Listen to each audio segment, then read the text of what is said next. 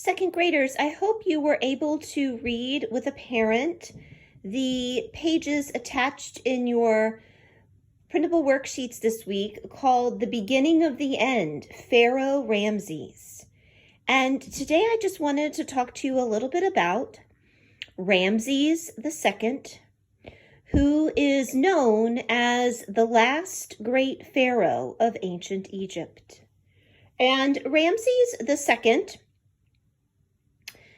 became pharaoh when he was 18 years old. He went on to be the pharaoh of Egypt for 67 years. And during that time, he built a lot of statues and obelisks, and even a temple called Abu Simbel. And here are some statues that are still there at the temple. This picture shows one of the statues has lost a head here over time, and you can see other pieces that have chipped away. But there are 4 statues of pharaohs sitting on a throne that guard one entrance to this temple that he created. Now, here is another picture of 2 of them that you can see a little more clearly. But this temple is probably the thing that he is known the most for. That and the fact that, as archaeologists have uncovered so many artifacts of ancient Egypt's statues, obelisks, they found his name inscribed on so many of them. But as they've put pieces together over time, they've realized that some of those obelisks and sculptures and statues were created by other pharaohs. And when Ramses was pharaoh himself, he just went and either knocked over their name or he carved his name over top of it. And everything he did create himself was, of course, very large and very grand. And he wanted to be known as the greatest pharaoh of ancient Egypt. In your reading, you will have read about the Battle of Kadesh. And this was related to fighting the Hittites. The Hittites, who were enemies of the Egyptians for quite a long time. And in this battle, it's very interesting how Ramses II led his army towards the Hittite city of Kadesh. And several times he would send scouts out to make sure it was safe to keep continuing, that they could advance, that they could overtake the city. And scouts always went and saw, okay, that they're not there. You can come. At one point, as they were advancing, they came across a couple of Hittites, but surely didn't see any of the army and thought that they had abandoned the city. And all of this was really just a trap for Ramses, and he led his army right into it. He was leading them. And in fact, when they got to a certain point, the Hittites ambushed them. And certain parts of Ramses' armies just fled and went running willy-nilly in different directions. And he was left with just a little bit of his army.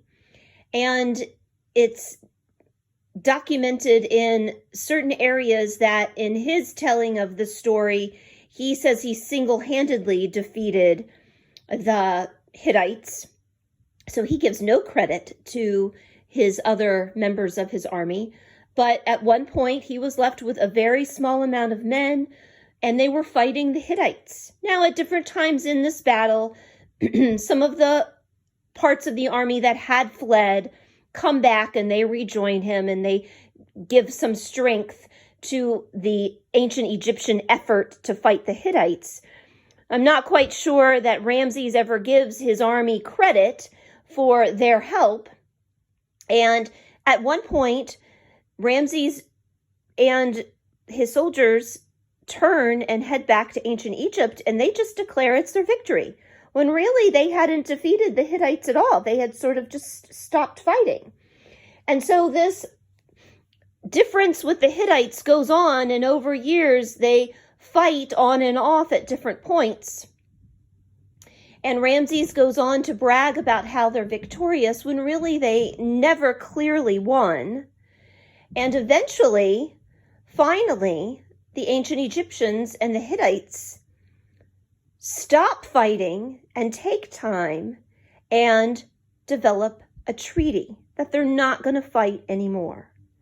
This is actually the first recorded peace treaty. And Ramses II goes on later to even marry a Hittite princess.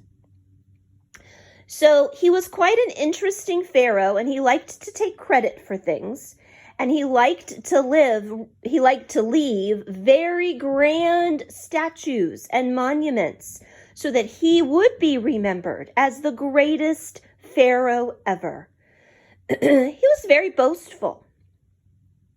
I find it very interesting that he was this way, and that a poet wrote a poem about him to reflect this. And I want to share with you a poem and a picture of a sculpture that the poem is about. Now, this poem will become very familiar to you as you go on in Rockbridge years, and in your dialectic years, you will likely have to memorize this poem.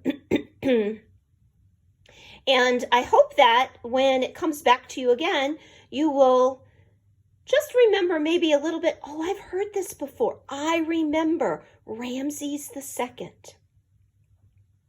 But let's look at this picture. And you can see this is a picture of a statue that is in ancient Egypt. And these are the parts that were found of it. You can obviously see that it's broken. Here, the two legs are just left standing, no body attached to them at all. No part of the body is attached. And then lying here next to it is the broken head. The nose is a little bit chipped off. You can see it's broken here at the neck, or the chin, I guess, underneath. This was one of the statues that Ramses II had made of himself. And this is what's left of it. Ramses wanted to leave so many monuments so that all who would see them would always remember that he was the greatest. He certainly put his worth into earthly things, into these statues, into wealth, into stone, thinking his memory would be left. His greatness would be remembered because of these stone things. In this poem, I'd like to just read it to you, and if you have it, you can follow along with me. And we can talk just briefly about what the author of this poem has said regarding Ramses II. So the title of it is Ozymandias, and that was another name by which Ramses II was known. And the poem says, I met a traveler from an antique land who said, 2 vast and trunkless legs of stone stand in the desert. Near them, on the sand, half sunk a shattered visage lies, whose frown and wrinkled lip and sneer of cold command tell that its sculptor well these passions read, which yet survive stamped on these lifeless things, the hand that mocked them and the heart that fed, and on the pedestal these words appear. My name is Ozymandias, King of Kings. Look on my works, ye mighty, and despair. Nothing beside remains. round the decay of that colossal wreck, boundless and bare, the lone and level sands stretch far away.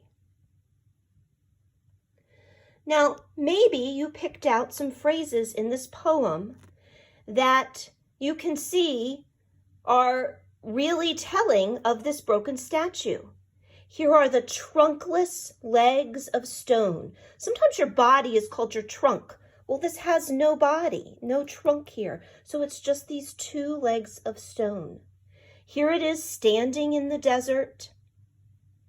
And on here lies this half-sunken, half-shattered face.